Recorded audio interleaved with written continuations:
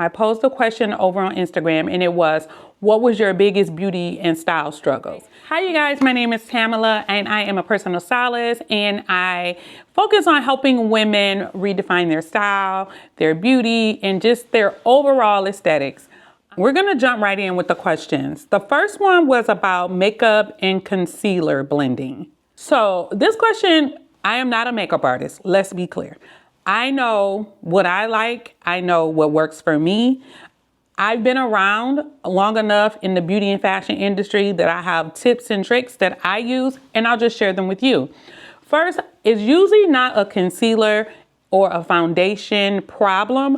What it is a skin prep problem. Most people, when we're over 40, I don't think we realize that we definitely have to prep our skin properly. What that means is hydration. You know, they have so many different things that you can use. They have under eye creams. Prepping your skin properly will definitely help your concealer and your foundation and products go on like smoother. A couple things that I do before I actually do my makeup is I prep my skin. I am using my vitamin C serum. I'm using my hyaluronic B5 serum. I am using my moisturizer with SPF in it. All three of those are from La Roche-Posay. I also use a hydrating spray. I'll link everything that I use below. So hopefully this helps, but I use like an under eye serum from Ilia. There's a couple of things that I do because hydration is the key for your products to go on smoother. Again, I'm not a makeup artist. You definitely can check with one. Hope that helped. The second question that I saw was finding shoes that are comfortable and still stylish. So I think the mistake is trying to make one shoe do everything.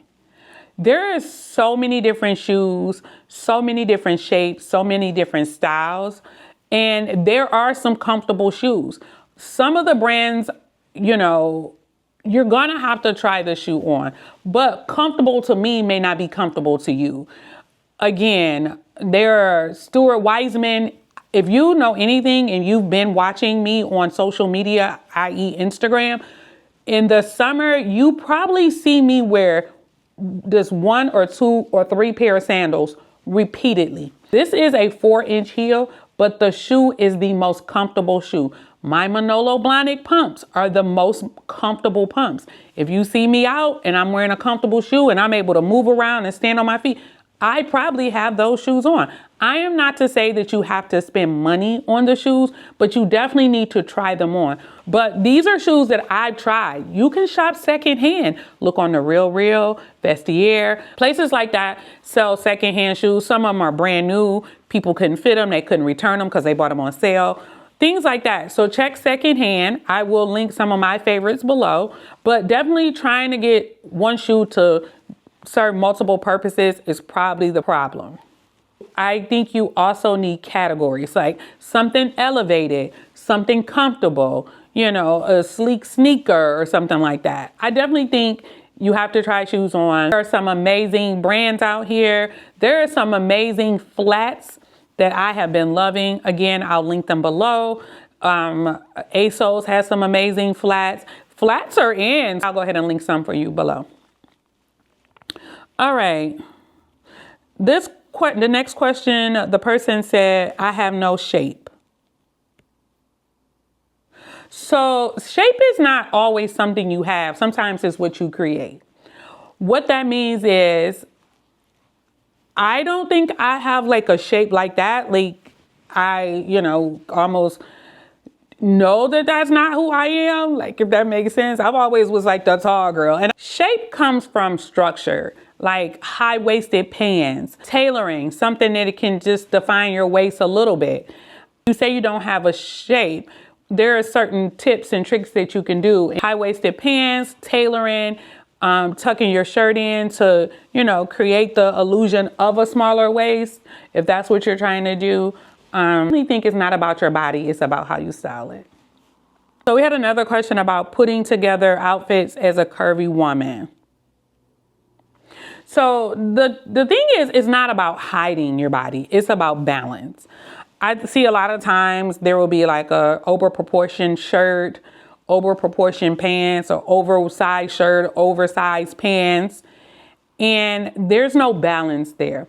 And so I tend to try to talk to some of my clients when I'm styling them and just let them know, maybe if there was an oversized top, we balance it and pare it down with like a more structured pants. Or maybe if the entire look is like oversized, you kind of bring it in and create a silhouette with your waist by adding maybe like a belt and then positioning the belt up a little higher versus it sitting in the most maybe unflattering part of your body. Those are little things that you can do to elevate a look. You definitely want pieces that kind of like follows your body, not like fight or compete with it. Structure. I think a lot of times some of my curvier clients will be like, oh, I can't wear that. Well, I'm not saying they made it in your size, you should wear it. That's not what you're going to hear from me. But it's definitely like we go off of height. We go off of, what is your best asset? If you don't like your arms, there's ways to cover up your arms. They make so many different things. You definitely need to, get in there and try them on. And I'm here to help. I think a lot of times we don't realize that sometimes we just need that other person in their eye. And that's helpful. So, I mean, even if it's not me as a personal stylist, if you have a friend and you think they're stylish, sometimes that can work. Sometimes it can backfire, because I know people, I style clients and their friends think they dress the most amazing. And they always say, oh, can you help me? And they literally say, I had to have help figuring this out for myself. So, no, this is what they're telling me. I don't know. The next question was organizing your clothes so you can actually see what you have. I'm going to just tell you right off the bat, you have to edit first. So you have to edit your closet. You have to pull things out, try things on, get rid of things. I can guarantee you at least 30% of your closet is something that you're not wearing, you can't fit, or no longer serves you. If you follow that, by editing your closet and getting rid of things, you probably will make space for the things that you actually do wear. If you have shoes, they need to be tapped, they need to be thrown in the garbage, or they need to be like redone or refurbished or just polished a little bit. Do that. You're going to get rid of some shoes that you don't wear, and then you'll make room for things that you can wear. I just think a lot of times we just keep buying things and pushing it in our closet. If I pull something out of my closet and I try it on, I'm literally asking myself 3 questions.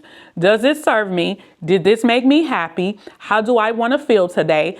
And if none of those things are going to be answered in a positive way, he's probably going in a pile on the floor, and I'm going to go ahead and get rid of him. He'll be bagged up today to be given away.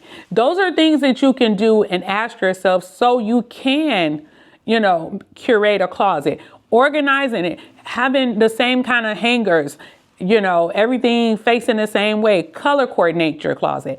Those are things that when you open your doors, you will be happy about. Display your handbags if you can. If you know you're not reaching for this certain jacket and coat, pull it to the front and put the one you always wear to the back, so you won't be so prone to grabbing it because it's safe. I think a lot of times when I do closet edits, I'm going in and I'm basically making people try on clothes that they've not tried on in a long time. And then I am to try to figure out if this is something that even makes sense in your closet or we should get rid of. Purging and editing your closet is first for the organization. Try your clothes on. Stop buying things and packing it in your closet.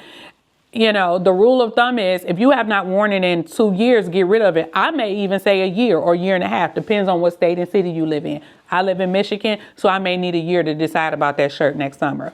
But you get the point. I guess a question about dressing for your body type came up. I don't really focus on your body type. I focus on proportion. I spoke in the last video about how there's 2 types of tall people, short torso, long torso.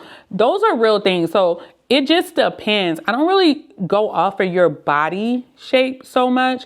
It's like, is this going to be proportion? Is this going to make you look elevated? Is this going to enhance your look? That is kind of how I go when I'm measuring on pulling pieces or looks for people. I think once you understand proportions and things like that, like you're limitless on things that you can wear. I think we put ourselves in these boxes about, oh, this will not look good on me because it needs to be on a tall girl. That could be the case, but is this something that we can get tailored? Can we cut the pants off? Can we still make them fit for a shorter person?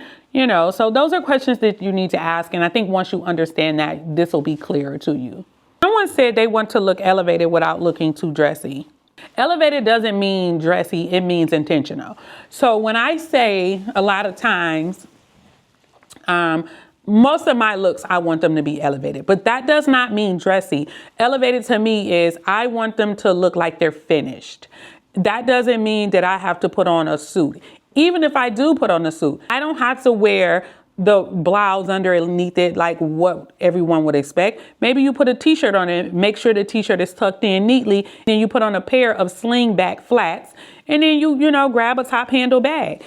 It's definitely in the fit, the fabric, and the finish. Those are the things that would make your look elevated. Dressy, now it's so casual these days to even go in restaurants, even church.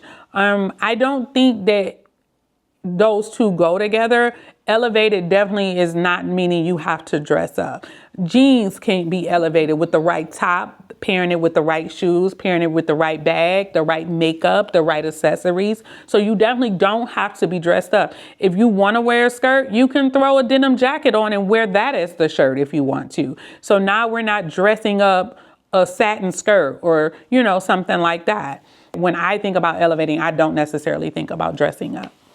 Lots of clothes, but nothing to wear. The story of all of our lives. That's again because your wardrobe is not edited. You have pieces that don't go together, don't match, not friendly. You have to edit your wardrobe. I'm not saying you need a uniform, but you definitely should have like 3 pieces or 3 looks that you go to and they will work. Because then you don't have to overthink it. Then you just take those 3 pieces and duplicate them with different items. Okay, I know I look good in jeans, tee, and a blazer, but let me elevate this. So I'll put heels with it, or I'll carry a different kind of bag, or I'll take off the blazer and maybe wear like a more casual, track jacket or something like that. Those are things that you should think of when you're thinking about nothing to wear. What are my go-to pieces? What are some things that I can put on that I know that is going to, make me look elevated? I just think a lot of times when we get older, our children are getting older or they're grown out of the house. However, we still need to be intentional about us. We have I don't know if it was from back in history, our parents, how we watched our mothers or our grandparents just take care of the whole house and they were always last. That is not what is happening here. You cannot pour into anyone else if you're empty. What that means is if you're not intentional about your beauty, your skincare, your regimens, even how you show up, which i.e. can mean putting a look together, you're not going to be happy if you have questioned if you look good or not, or I don't like this. So edit your closet so you can stop saying you don't have anything to wear. Find 3 looks that are your go-to. Maybe one is dressy, one is casual, and one is maybe somewhere in the middle. So therefore you have these 3 looks, that they land amazing. And now we're just going to go ahead and duplicate them with other pieces. Okay, these jeans do look good, but how can I maybe add a different shirt? Maybe let's get rid of the blazer. Let's add a bow tie blouse or a 1 shoulder shirt when I get ready to go out. Now we've changed this look. Okay, let's add a statement earring because I really don't wear statement earrings. Or maybe let's add a hat or, accessories really play a huge part in how we can make our outfits land. You can put on one thing, a pair of sunglasses, a hat, bracelets up your arms, and you can change how your outfit lands completely. All right, I think I'm going to do 1 or 2 more. Someone said sneakers with dresses for tall women. So I guess they're asking about sneakers. Some of the questions you guys were not complete. I need you to say, I saw somebody who put shoes on there. What about the shoes? You need to know where to buy them. You need to know what kind of shoes to wear with something. I need more. So I know this one was clear though. It was sneakers and dresses for tall women. You want sneakers that are clean line, maybe, if it's maybe not so bulky. It just depends on what look you're going for. Let's just give an example. Say you have a, I don't know, sleeveless pleated dress with a slim belt on it. You probably would need like a slim sneaker, like think Golden Goose, something that's like a little bit more dressier, you know, maybe with some sequin on it or glitter or something like that. I have worn sneakers a lot. I tend to wear them with like skirts, t-shirts, and jackets, or skirts, t-shirts, and blazers. If I can find a picture, I'll insert it. I have like some wedge sneakers. It just depends on the look. So if you can maybe like DM me or like a look that you're thinking, I could probably answer this question a little bit better. But sleek sneakers are in. I still like my bulky sneakers and I will wear them, but the proportion has to be there. Usually that's with like an A-line pleated skirt. Then I'll put on like a chunkier sneaker or something like that. So transitioning seasons. This is probably one of my favorite topics. How to transition from winter to spring. Spring and summer is not too far off depending on what state you live in, but you definitely want to know how to transition from winter to spring. Usually that is in your outerwear, your shoes, your accessories. So if we're going from, I don't know, 20 degrees to 50, you can almost pull out a flat shoe. You may not need a sock with it. There's loafers, there's slingbacks, there's kitten heels, sneakers, summer sneakers where you like Sambas, where you may not have to wear a sock with it. Again, that is lightening up our jackets. Worn from a 3/4 length wool coat to maybe like a leather jacket, a lighter, like my favorites, and I talk about it all the time, a trench coat. That is a good transitional piece because if you get cold, you can put a sweater under it. You can put a scarf around it. But if it's warmer, then you can just leave it open, tie it in the back. If it's raining, you can tie it around in the front just to keep yourself dry. There's so many different things that you can do changing from season to season. I definitely think that the closets should play a part in this, where you start moving some of those bulky things out and bringing some of the lighter pieces in. You can still keep your cardigans in there because they play well over a t-shirt. If you go to a restaurant and it's chilly, take the cardigan with you. The shoes, the tops, like the pants could almost stay the same. Unless you're like me, I wear a lot of leather in the wintertime.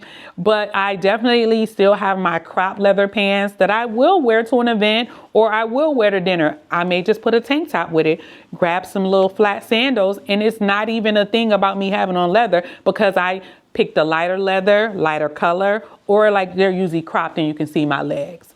But changing seasonal, those are some tips and things that you can do. Again, I hope this video helped. If you like conversations like this, please go ahead and subscribe and I will see you guys soon. Bye.